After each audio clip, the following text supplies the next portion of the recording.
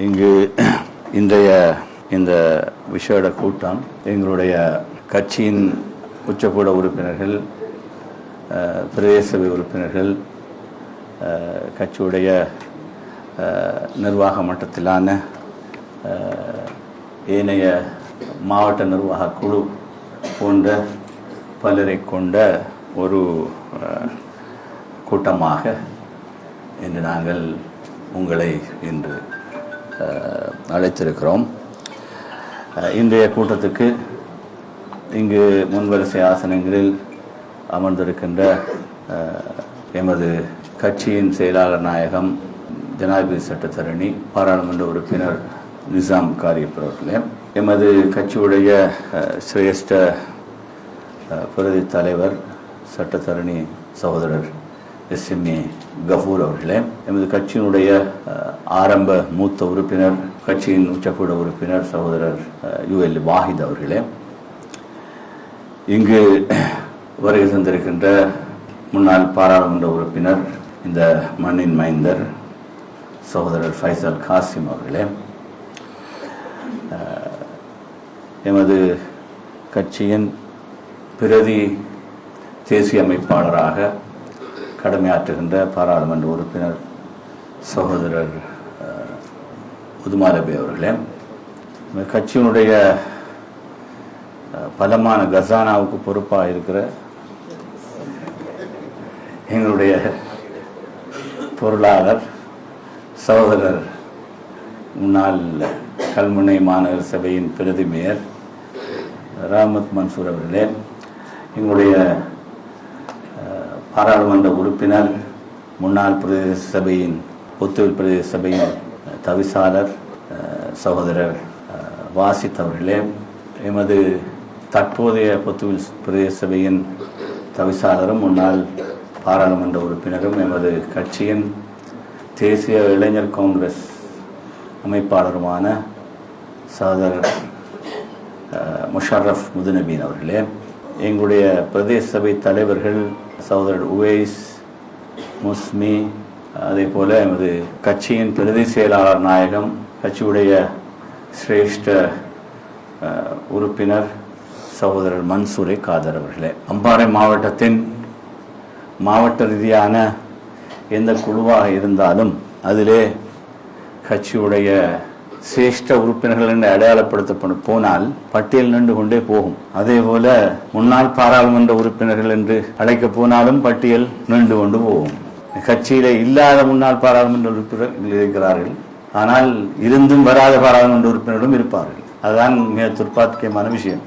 அதையும் நான் இங்கு சொல்லியாக வேண்டும். நான் தொடர்ச்சியாக கட்சியின் நிகழ்வுகளை பரிஷ்கரிக்கின்ற போது கட்சி அது சம்பந்தமாக சும்மா வாழா இருக்கும் என்று நினைப்பதும் என்னை பொறுத்த மட்டிலே கட்சிக்குரிய பொறுப்புணர்ச்சி சம்பந்தமான விஷயங்களில் நாங்களே எங்களை கேள்வி கேட்டுக் கொண்டுள்ள ஒரு விஷயமாகவும் இருக்கிறது என்பதையும் கவலையோடு நான் சொல்லியாக வேண்டும். எனவே அதை சொல்லிக் கொண்டவனாக, நண்பர்களே, இந்த கட்டத்தில் புதிய ஒரு ஆட்சி, இந்த ஆட்சியாளர்களுடைய அரசியல் நடவடிக்கைகள் சம்பந்தமாக பல விதமான விமர்சனங்கள், அவர்கள் தரப்பிலிருந்து தங்களையே புகழ்ந்து பேசிக்கொள்ளுகிற பல விஷயங்கள் இருந்தாலும், இன்று வழமையைப் போல பல எதிர்பார்ப்புகளுடன் ஆட்சியில் அமர்த்தப்பட்ட ஒரு அரசாங்கம், இதுவரை காலமும் இந்த நாட்டின் ஜனநாயக வரலாற்றிலே ஆக கூடுதலான அதிக பெரும்பான்மையை பாராளுமன்றத்திலே கொண்டிருக்கின்ற அரசாங்கம் தான் கொடுத்த வாக்குறுதிகளை நிறைவேற்றுகின்ற விவகாரத்திலே என்ன சாதித்திருக்கிறது என்று ஒரு கருத்து கணிப்பை எடுக்க போனால் பெரிதாக எதையும் சாதித்து விடவில்லை. ஆனால் ஒன்று, பெரிய ஒரு பொருளாதார நெருக்கடியிலே இருந்த நாடு, அது மீள கட்டியமைப்பதற்கான விவகாரங்களிலே இதற்கு முன்னே அரசாங்கம் எந்த விதமான சொந்த கட்சியின் அரசியல் பெரும்பான்மையும் இல்லாத ஒரே ஒரு தனி தேசிய பட்டியல் உறுப்பினராக பாராளுமன்றத்துக்கு வந்த ஒருவர் ஜனாதிபதியான ஒரு விசித்திரம் நடந்து, அந்த விசித்திரத்தின் பின்னணியில் வேறு கட்சிகளின் தயவில் தன்னுடைய ஆட்சியை கொண்டு போய் இந்த ஆட்சியாளர்களுக்கு அவர் பிடிவாதமாக நானும் ஜனாதிபதி தேர்தலில் போட்டியிடுவேன், வென்று காட்டுவேன் என்று சொல்ல போய் அவர் மண்கவியது மட்டுமல்லாமல் அவர்களோடு இருந்த எல்லோரும் மண்கவுகிற நிலைமைக்கு தள்ளிய ஒரு நிலையில் இன்று இந்த ஆட்சியாளர்கள் ஓரளவுக்கு அவரையும் கொஞ்சம் பழி வாங்குற மாதிரி சில விஷயங்கள் நடந்து கொண்டு போகிறது. ஆனால் அவருக்கு பச்சாதாபப்பட்டு பேசுபவர்கள் என்று ஒரு பட்டியல் இருக்கிறது. இதற்கிடையில் எங்களுக்கு மத்தியிலும் சில அங்கலாய்ப்புகள் இருப்பதை நாங்கள் பார்க்கிறோம். நாங்கள் இருக்கிற தரப்பிலே இருக்கிற தலைமைகள் தூர நோக்கில்லாமல் புத்தக வெளியீடுகளில் போய் குந்தி கொண்டு அதனால் பரவலான விமர்சனங்களை இருக்க வேண்டிய புத்தக விமர்சனங்கள் இருக்கக்கூடாத புத்தக வெளியீடுக்கு போகிறது போன்ற விஷயங்கள் இன்றைக்கு இப்படியான முக்கியமான விஷயங்களில் ஒரு குறைந்தபட்சம் இந்த விவகாரங்களில் உணர்வுபூர்வமாக இவற்றினால் பாதிக்கப்படக்கூடிய தங்களுடைய சக தரப்புகளையாவது கொஞ்சம் கலந்துரையாடிவிட்டு சென்றிருந்தால் நாங்கள் இது சம்பந்தமாக ஆலோசனைகள் வழங்கி இருக்கலாம். ஆனால் அப்படி செய்யாமல் விடுவது, பகிரங்க வெளியிலே பலரும் அந்த விமர்சனங்களை பேசி இந்த எதிர்க்கட்சி கூட்டணிக்குள் இருக்கிற அதிருப்தியை பொது தளத்தில் கொண்டு வந்து கொட்டுகிற ஒரு விஷயமாக மாறுகிற துரதிர்ஷ்டத்தையும் நாங்கள் பார்க்கிறோம். நான் இதை ஏன் சொல்கிறேன் என்றால், இங்கு வந்திருக்கிற ஊடகவியலாளர்களும் இதை என்னிடத்தில் சுட்டிக்காட்டினார் என்றால், தலைவர் இதை பற்றி ஒன்றும் பேசலையே என்று கட்சியின் சார்பிலே நிறைய பேர் பேசிவிட்டார்கள். நான் இது என்ன இதை பேசி இருக்கிற இந்த பிரச்சனையை இன்னும் பூதாகரமாக்க வேண்டும் என்று நான் நினைக்கவில்லை. இருந்தாலும் இது சம்பந்தமாக என்றால் இந்த விவகாரம் ஒரு மூடு மந்திரமாக இருக்க வேண்டிய அவசியம் இல்லை. இது ஒரு பொது வெளியிலே இன்று பரவலாக பேசப்படுகிற விஷயமாக போய்விட்டது. ஆனால் அது ஒரு புறம் இருக்கட்டும். இன்றைக்கு இந்த ஆட்சியாளர்கள் மக்களுடைய வாழ்க்கை செலவு சம்பந்தமான விவகாரத்தில் தாராளமாக மத்திய கிழக்கிலே மூன்றிருக்கிற யுத்தம் காரணமாக எங்களுக்கு வேறு ஒன்றும் செய்ய முடியாமல் இருக்கிறது, உலக நாணய நிதியம் எங்களுக்கு விதித்திருக்கிற இறுக்கமான கட்டுப்பாடுகளினால் நாங்கள் இந்த விவகாரத்திலே இதை விடவும் எதுவும் செய்துவிட முடியாது. முழு ஆசிய பிராந்தியத்திலும் ஏன் உலகெங்கிலும் எல்லா இடங்களிலும்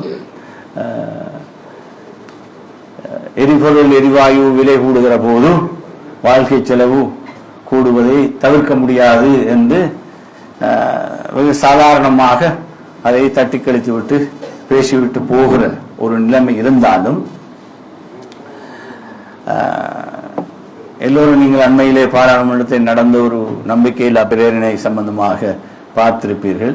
இந்த கோல் பர்ச்சேஸ் நிலக்கரி கொள்வனவு சம்பந்தமான விவகாரத்தில் இப்ப ஒரு காலம் தாழ்த்திய ஞானம் வந்திருக்கிறது. அமைச்சர் ராஜினாமா செய்திருக்கிறார். இப்படி இந்த அரசாங்கத்துக்கு இப்படி ஒரு புதிய நோய் ஒன்று, சபாநாயகர் தனக்கு இல்லாத ஒரு பட்டம் இருந்ததாக சொல்லி கொண்டு கொஞ்ச நாள் இழுத்தடிச்சு பார்த்தாரு. இயலாம விமர்சனம் கூடி கூடி கூடி கடைசிக்கு நான் ராஜினாமா பண்ணி போட்டு பிறகு இன்னொரு 6 மாசத்துல உன்னை சர்டிபிகேட் கொண்டு காட்டி போட்டு வாரேன் என்றாரு. இன்னும் சர்டிபிகேட்டையும் காணல, அவர் சபாநாயகராகவும் இல்லை. அது மாதிரிதான் இவரும் இவர் நாங்க படு சுத்தமான ஆட்கள், பிழை செஞ்சிருந்தா நாங்க ராஜினாமா செய்யலாம், ஆனா நாங்க பிழை ஒன்றும் விடல, சரியான அடிப்படையில் எங்களோட கேள்வி மனு கோருகிற விவகாரத்தில் சரியா தான் செஞ்சிருக்காங்க என்று கடுமையாக பேசி அதெல்லாம் நியாயப்படுத்தினாங்க.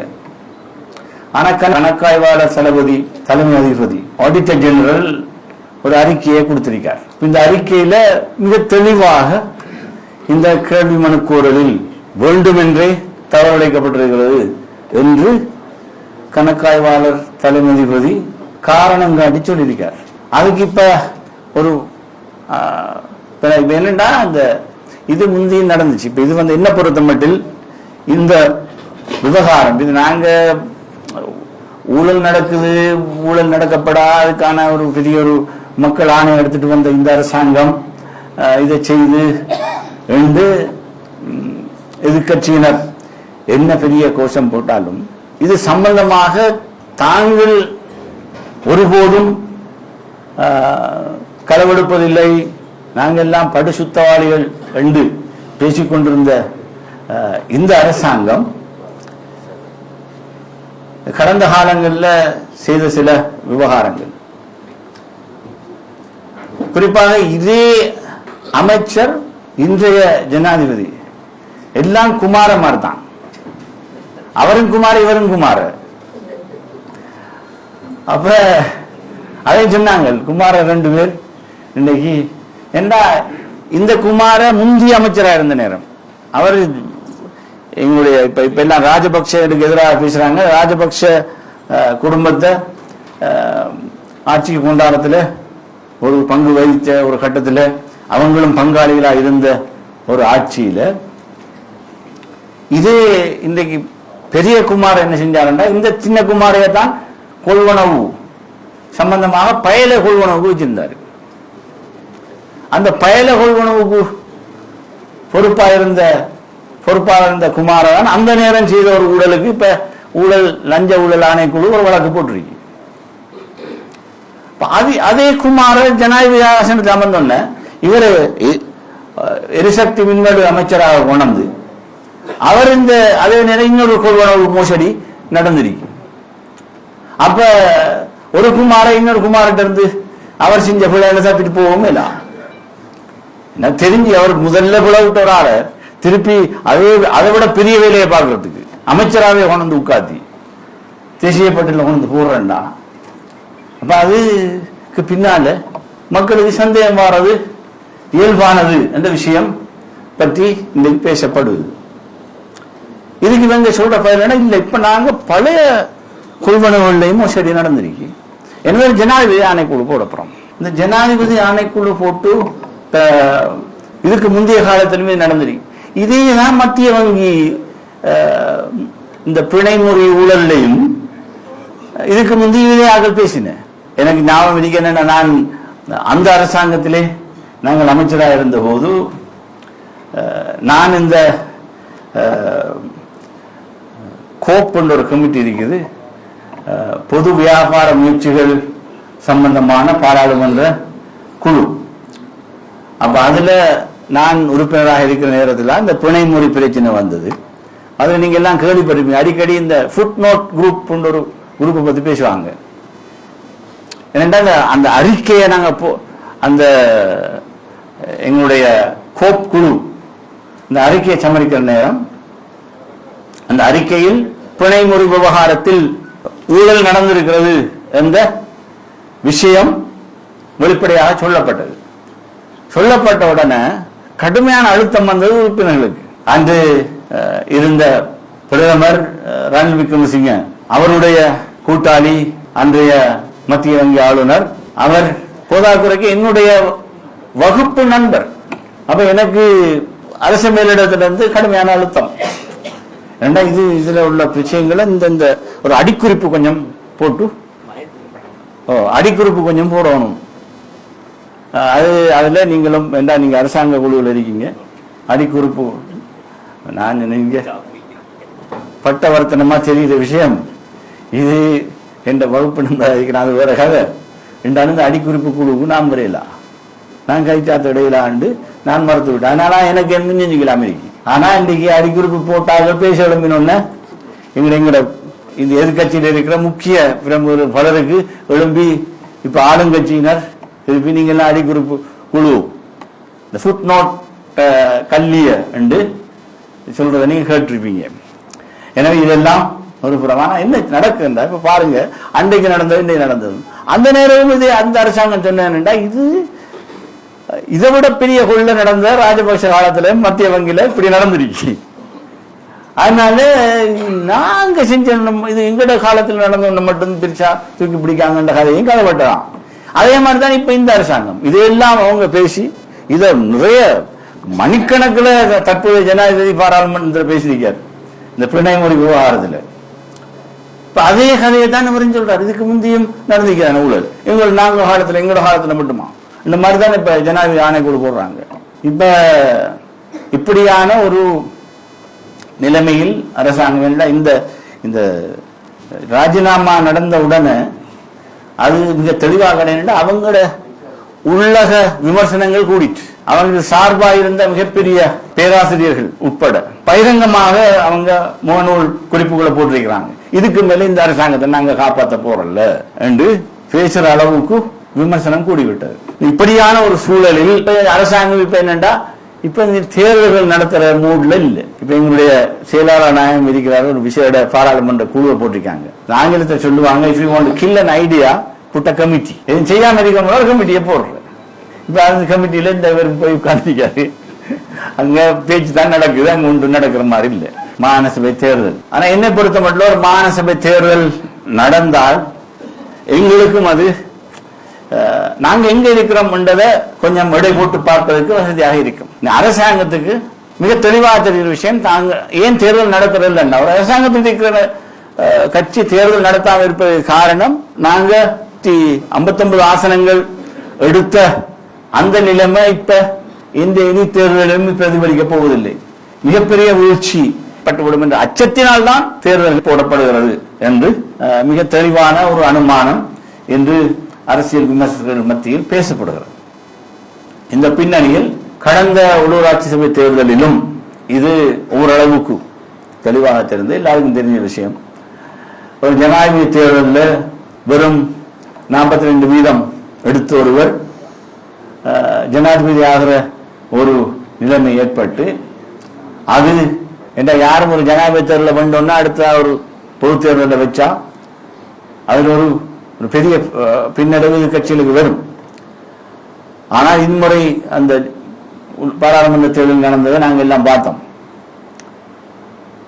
வெறும் 4 லட்சம் வாக்கு வங்கி தான் நாடு முழுக்க இருக்குது என்று சொல்லிக் கொண்டிருந்த ஆட்களுக்கு 169 லட்சம் வாக்குகள் கிடைக்கிற ஒரு நிலவரம் ஏற்பட்டது என்பது அவங்களுக்கு சும்மா அலையில எல்லாம் அள்ளுப்பட்டு வந்த கேஸ் தான். இப்ப இன்றைக்கு கூட எனக்கு இப்ப பார்லிமெண்ட்ல இந்த கேபினெட்ல இருக்கிற அரவாசி பேர் மேல யார் பேரு தெரியும். பார்லிமெண்ட்ல இருக்கிறோம், அடுத்த சீட்ல இந்த ஒரே பக்கத்தில் இருக்கிறவங்களும் ஆக்கள் தெரியா. எங்கேயாலும் இந்த பாராளுமன்றத்தில் எங்கேயாலும் ஒரு வெளிநாட்டு சுற்றுப்பயணம் போறது கிடைச்சா அதுல கொஞ்சம் பேரோட கொஞ்சம் கூடி கிடைக்கிறதாலதான் அவனோட பேர்களும் ஆக்களோட பேரும் கொஞ்சம் தெரியுது. இல்லாட்டி நாங்க வழியை தேடித்தான் பேர் பார்க்கணும். அவன் அந்த ஆள் யாரப்பா என்று சின்னதுக்கு வாரானும் இல்லை. சிலாக்கள் பார்லிமெண்ட் காண்றதும் அபூர்வம். அப்படியான ஒரு நிலவரம் இருந்து கொண்டிருக்கிறது.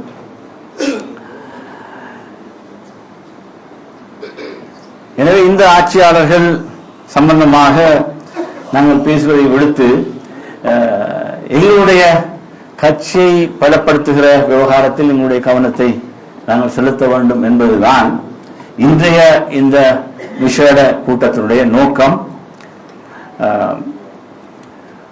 ஒரு தேர்தல் வரும் வரை பார்த்து கொண்டிருக்காமல் தேர்தல் ஒரு நாளைக்கு வரட்டும், ஆனால் எங்களுடைய கட்சியுடைய ஊரளவிலான கிளைகளின் மறுசீரமைப்பும் இளைஞர் காங்கிரஸ், மாதர் காங்கிரஸ் போன்ற அமைப்புகளை மீள கட்டியமைப்பதும் அத்தியாவசியமானது என்பதற்காக நாங்கள் பூர்வாங்கமாக சில விஷயங்களை ஆரம்பித்தோம். அம்பாறை மாவட்டத்திலே அதை சில கிராமங்களிலே நாங்கள் ஆரம்பித்திருந்தோம். நீங்களும் பார்த்திருப்பீர்கள். வரக்காமத்தில் செஞ்சோம், நப்பிட்டுமனையில் செய்தோம். மாவட்ட ரீதியான அமைப்பாளர்களை நியமித்தோம். இதை நாடு முழுவதும் கொண்டு செல்கிற பணியை எங்களுடைய முன்னாள் பாராளுமன்ற உறுப்பினர், இளைஞர் காங்கிரஸ் அமைப்பாளர் முஷரஃப் அவர்கள் பொறுப்பெடுத்திருக்கிறார்கள். அந்த வேளையில் பாக்கி இருக்கிற விஷயங்கள் இந்த மாவட்டத்திலே செய்யப்பட வேண்டும். நேற்று மட்டக்களப்பு மாவட்டத்தின் தற்காலிக மாவட்ட செயற்குழு ஒன்றை அமைத்து அவர்களுக்கும் இதே பணிப்புரையை நாங்கள் விடுத்திருக்கிறோம். திருவண்ணாமலை, வன்னி போன்ற மாவட்டங்களுக்கும் அடுத்த கட்டமாக போய் இந்த அறிவுறுத்தல்களை நாங்கள் செய்ய இருக்கிறோம். உங்களிடத்திலும் நாங்கள் கேட்பது இந்த விஷயங்கள் தான். என்ற கூட்டத்தை பகிஷ்கரிக்கிறத விட்டு போட்டு கட்சியை கட்டி இருப்பதில் கொஞ்சம் கவனம் எடுக்க வேண்டும். அதில் தான் கட்சி யார் சம்பந்தமாக இருந்தாலும் கட்சியுடைய மீள்கட்டுமான பணியில் என்ன பங்களிப்பை செய்திருக்கிறார்கள் என்பதை பொறுத்துத்தான் கட்சி அவர்கள் குறித்த விவகாரங்களிலே கவனம் செலுத்த முடியும். அதை நான் மிக தெளிவாக நான் இங்கு சொல்லியாக வேண்டும். எனவே இந்த விஷயத்தில் நான் உங்களுக்கு மத்தியில் பல விஷயங்களை பேச வேண்டும் என்று இருந்தாலும் நீட்டிக் கொண்டு போவது என்னுடைய நோக்கம் அல்ல. உங்களுக்கும் நான் அபிப்பிராயங்களை பேசுவதற்கு ஒரு களம் தர வேண்டும். உங்களிடத்திலிருந்தும் கருத்துக்களை உள்வாங்க வேண்டும். இந்த கட்சி என்னை பொறுத்த மட்டில் கடந்த காலங்களில் செயல்பட்ட அந்த வீரியத்துடன் இன்று செயல்படாத ஒரு நிலைமையும் காணப்படுகிறது. எங்களுக்கு மத்தியில் உணர்வு பூர்வமாக பல விஷயங்களிலே இதைவிடவும் கூடுதலாக செய்ய வேண்டும் என்று நாங்கள் பேசிக்கொள்ளலாம். ஆனால் அதை செய்து காட்ட வேண்டும் என்றால் இப்ப நாங்கள் மத்திய கிழக்கிலே நடக்கிற யுத்தம் கூட ஒரு மிக அநியாயமான யுத்தம் என்பது சம்பந்தமாக முஸ்லிம்கள் மத்தியில் எந்த மாற்று கருத்தும் கிடையாது. ஏன் முஸ்லிம்கள் மட்டுமில்லை, இன்னைக்கு முஸ்லிம் அல்லாதவர்கள் சிங்களவர்கள் தமிழர்கள் கூட இந்த விவகாரத்தில் காரசாரமாக இந்த விமர்சனங்களை செய்து கொண்டிருக்கிறார். இது ஒரு தற்காலிகமான ஒரு யுத்த நிறுத்தமாக இருந்தாலும் அது நிரந்தரமான ஒரு அமைதிக்கு இன்று நாளை நடைபெறக்கூடிய பேச்சுவார்த்தைகளில் ஏதாவது முன்னேற்றம் வரும் என்ற எதிர்பார்ப்பு இருந்தாலும்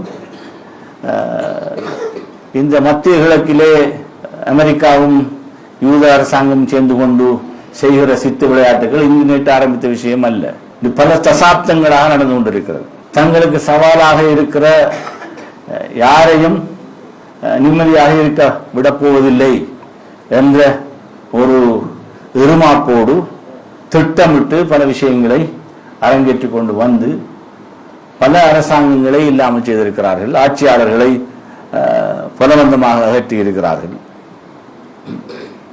கடைசியில 47 வருஷ காலமாக தங்களுக்கு பெரிய சவாலாக இருந்த ஈரான் மீது கை வைத்த பிறகுதான் இதிலே அந்த ஒரு சமச்சீரற்ற யுத்தம் என்று இது பேசப்படுகிறது. சமச்சீரற்ற யுத்தம் என்றால் இது ஒரு டிஸ்ப்ரப்போர்ஷனேட் வா. இன்னும் 2 சமமான இராணுவ அமைப்புகள் நாடுகளுக்கு இடையில் நடக்கிற யுத்தம் அல்ல. ஆனால் இதை உபாய ரீதியாக யுத்தத்தில் எதிரியை வெல்ல விடாவிட்டால் நாங்க தோற்காம இருந்தாலே அது வெற்றி என்ற ஒரு விஷயத்தை, ஒரு புதிய ஒரு நியாயத்தை இன்று ஓரளவுக்கு ஈரான் நிரூபித்துக் கொண்டு வருகிறது என்பது உலக அரசியல் விமர்சகர்கள் பலரும் பேசுகிற ஒரு விஷயம். எனவே அந்த விவகாரத்தில் எங்களுக்கு சும்மா அந்த தேவையில்லாத மத ரீதியான இஸ்லாத்துக்குள்ள உள்ளக மத கோட்பாடுகள் சம்பந்தமான விஷயங்கள் எல்லாம் கொண்டு போட்டு கொஞ்சம் பேர் வாங்கி கட்டி நிற்காங்க. இந்த கட்டத்தில் இதுகளை போட்டு என்றா ஒரே இறைவன் ஒரே ரசூல் என்று நம்பிக்கொண்டிருக்கிற பலவிதமான கொள்கை போக்கில் இருப்பவர்கள் மத்தியில் வேறு விஷயங்களில் முரண்பாடுகள் இருக்கலாம். அதை பெருசுபடுத்தி கொண்டு அதை வச்சு வேற இந்த அமெரிக்க ஏகாதிபத்தியத்துக்கு துணை போகிற மாதிரி என்ன பாதிக்கப்படுகிற எல்லா இஸ்லாமிய நாடுகள் சம்பந்தமாகவும் எங்களுடைய அனுதாபத்தையும் அது தவிர்க்கப்பட வேண்டும் என்ற விஷயத்தை நாங்களும் பேசியிருக்கிறோம். ஆனால் இதை விட கூடுதலாக நாங்கள் பேச போனால் முஸ்லிம் சமூகம் இந்த சந்தர்ப்பத்தில் இப்படியெல்லாம் பேச தேவையில்லை என்று நிச்சயமாக எங்களையும் விமர்சிக்க தொடங்கும். அதனால நாங்கள் இந்த கட்டத்தில் எது அநியாயமோ அதை பற்றித்தான் எங்களால் பேச முடியும். சில விஷயங்கள் நடக்காமல் தவறு கொள்வது நல்லது என்ற விஷயத்தை மாத்திரம் சொல்லி போகலாம். ஆனால் ஒரு சமச்சீரற்ற யுத்தத்தில் இப்படி சில உபாயங்களை முன்கூட்டியே நாங்கள் செய்வோம் என்று சொல்லிவிட்டு செய்து அதில் நாங்கள் தோல்வியடையாமல் இருப்பதே எங்களுக்கு வெற்றி என்பதை நிரூபித்திருக்கிறார்.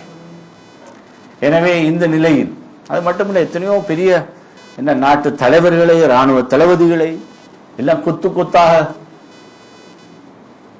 படுகொலை செய்தாலும் அவர்களுடைய யுத்த நடவடிக்கைகள் என்பது ஒரு பாரிய அச்சுறுத்தலாக முழு மத்திய கிழக்கையுமே ஆபத்துக்குள்ளாக்குகிற, இன்று எரிபொருள் விலைவாசியை இப்படியெல்லாம் கூட்டி ஒரு வித்தியாசமான அழுத்தத்தை இந்த யுத்தத்தை தொடுத்தவர்கள் மீது முழு உலகமும் குறை சொல்வதற்கான ஒரு நிலைமையை உருவாக்குகிற ஒரு வித்தியாசமான போர் உபாயத்தை அவர்கள் கையாண்டு ஓரளவுக்கு வெற்றி அடைந்திருக்கிறார்கள். ஆனால் அதே போல போர் உபாயங்களை எங்களுடைய கட்சியில் இருப்பவர்கள் கட்சி தலைமை மீது செய்ய வரப்படா. இப்போ சமச்சீரற்ற யுத்தம், தலைவர்கிட்ட தான் எல்லா அதிகாரம் இருக்கு. எனவே அவரை அச்சுறுத்தலண்டா நாங்கள் இப்படி ஒரு வேலை செஞ்சு பார்ப்போம் ரெண்டு வந்தா அது எங்களுடைய வெற்றின்னு நினைச்சா அது வெற்றியாக மாட்டாது. ஆனால் இங்க மிக தெளிவாக சொல்லுவோம். நான் உண்மையில் இந்த விவகாரத்தில் இன்றைக்கு நாங்கள் யோசிச்சிருக்கிறோம், கட்சி கூட்டங்களுக்கு வராமல் இருப்பதற்கு ஒழுக்காட்டு நடவடிக்கை எடுக்கப்பட்டே ஆகும். தெளிவாக நாங்கள் அறிவித்திருக்கிறோம். எனவே கட்சி நடவடிக்கைகளில் இருந்து ஒதுங்கி இருப்பவர்கள் யாருக்கும் கட்சி எந்த தயவு சாட்சியமும் காட்ட மாட்டாது. தெளிவான சொல்லணும். இதுக்கு பிறகு என்ன சந்திச்சு விஷயங்களை கதைக்கலாம், தாராளமான அதுக்கான வாய்ப்பு இருக்கு. ஆனால் கட்சி கூட்டத்துக்கு வராமல் அவர்கள் சார்பாக கோரிக்கைகளை முன்வைப்பது என்பது கட்சி தலைமையிடத்தில் ஈடுபட மாட்டார்னு மிக தெளிவான சொல்லி வைக்கப்படுறோம். எனவே இது மிக தெளிவாக சொல்லப்பட்டாக வேணும். இது நாங்கள் எந்த நாளும் கண்டும் காண அமெரிக்கையிலாது. எனவே அடுத்த கட்டமாக இருக்கிற பொறுப்புகளை, குறிப்பாக இந்த கட்சியுடைய புனரமைப்பு பணிகளை செய்கின்ற விவகாரத்தில் நாங்கள் கடந்த தேர்தலுக்கு முன்பு பல புனரமைப்பு பணிகளை சரிவர செய்த காரணத்தினால்தான் மிகப்பெரிய சவாலில் இருந்து எங்களால் மீண்டு வர முடிந்தது. கட்சியுடைய வாக்கு வங்கியில் ஒரு பாரிய சரிவு ஏற்பட்டிருந்தாலும் நாங்கள் உபாய ரீதியாக நாங்கள் வெள்ளாட்டிலும் தோக்கல்ல என்று இப்ப 5 பேரோட பார்லிமெண்ட்ல இருக்கிறோம். அதுக்கு முந்தின பார்லிமெண்ட்ல 5 பேர் தான் இருந்த, அதை நாங்க காப்பாத்திக்கிட்டோம். மற்ற எல்லாருமே இருந்த ஆசனங்கள் அப்படியே படுமோசமாக வீழ்ச்சி அடைந்தது. நாங்கள் எதிர்கட்சியிலே இருந்து பெருமையாக இருக்கிறோம். ஆனா வாக்கு வங்கியில் பெரிய சரிவு வந்தது. அது எல்லாரும் தவிர்க்க முடியாத விஷயம். தலைவர் என்ற சொந்த மாவட்டத்திலும் மிகப்பெரிய போராட்டத்துக்கு மத்தியில தான் வெல்ல வேண்டியிருந்தது. எனவே இந்த நிலையில் என்னை பொறுத்த மட்டிலே இந்த கட்சியுடைய எங்களுடைய மீள்கட்டுமான பணிகளில் எவ்வளவு தூரம் சிரத்த எடுக்கப்பட்டு அந்த நடவடிக்கைகளில் கட்சி நடவடிக்கையில் அக்கறை காட்டப்படுகிறதோ அந்த சந்தர்ப்பத்தில் தான் கட்சி எந்த கோரிக்கையை பற்றியும் சரியாக திரும்பி பார்க்க முடியும், செய்ய முடியும். கட்சியை பலப்படுத்துகிற முயற்சியில் எல்லோரும் முழுமையாக எங்களை நாங்கள் ஈடுபடுத்திக் கொள்ள வேண்டும். என்றால் இது ஒரு இந்த இயக்கத்துடைய பூர்வீகம் பற்றி நான் சொல்ல வேண்டிய அவசியம் இல்லை. இன்றைக்கு இந்த கட்சியில் இருந்து அரசியல் அடையாளம் பெற்றவர்கள் தான் இந்த கட்சிக்கு மாற செய்வதாக மாறியிருக்கிறார். எங்க வாதான அப்படிதான் இருக்கு. அவர்களுக்கு எந்த அரசியல் அடையாளம் இருந்து தெரிய மாட்டேங்குது.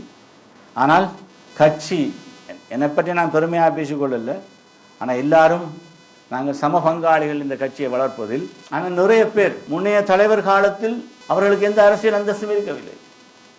அடிமட்டத்திலிருந்து மேல்மட்டம் வரை அந்தஸ்து தருவதிலும் என்னுடைய தலைமைத்துவ காலத்திலே என்னதான் நெருக்கடிகள் பிரச்சனைகள் வந்தாலும் எல்லாத்தையும் சமாளித்து பேசி தேர்தல் கால பிரச்சாரங்களில் அவங்க சார்பாக ஈடுபட்டு முடிந்த எல்லாத்தையும் செஞ்சு அவர்கள் அந்த ஒவ்வொருவரும் அந்தந்த அந்தஸ்துகளோடு இருக்கிறார்கள் என்றால் அதுக்கு எனக்கும் அதில் ஒரு பங்கு இருக்கிறது என்று மிக அடக்க ஒடுக்கமாக நான் பேசிக்கொள்வதில் எனக்கு அது ஒரு பெருமையாக நான் நினைக்கவில்லை. ஆனால் சொல்லித்தான் ஆக வேணும். ஆனால் எல்லோரையும் நான் என்னுடைய குடும்ப உறுப்பினராக கணித்து யாருக்கும் வித்தியாசமாக மாற செய்கிற, தவறு செய்கிற அல்லது ஒருவரை வைத்து இன்னொரை தூக்கி பிடிக்கிற வேலை அல்ல. ஆனால் கட்சி எது நல்லதோ அதை தீர ஆலோசித்து ஒரு மசூரா செய்வதுதான் எங்களுடைய அணுகுமுறையாக இருந்திருக்கிறது. அந்த அடிப்படையிலே தான் இந்த விஷயங்களை தொடர்ந்தும் நாங்கள் கையாளுவோம். எதுவும் தனிப்பட்ட முறையில் எடுக்கப்படுகிற முடிவுகள் அல்ல, கட்சி நன்மைக்காக எடுக்கப்படுகிற முடிவுகள். எனவே அந்த முடிவுகளின் பின்னணியில் கட்சி இன்னும் வளர வேண்டும் என்பதுதான் எங்களுடைய எதிர்பார்ப்பு. அந்த அடிப்படையிலே தான் நாங்கள் இந்த கட்சி சம்பந்தமான பதவி விவகாரங்களில் எங்களுடைய அணுகுமுறையை கட்சியை ஊர் மட்டத்திலும் மாவட்ட மட்டத்திலும் தேசிய மட்டத்திலும் வளர்த்தெடுப்பதற்கான அடிப்படையில் அந்த அணுகுமுறைகளை நாங்கள் செய்து வந்திருக்கிறோம் என்று சொன்னவனாக, நான் இன்று பேசிய விவகாரங்களில் மாற்று கருத்து இருந்தால் அதை பற்றியும் பேசலாம்.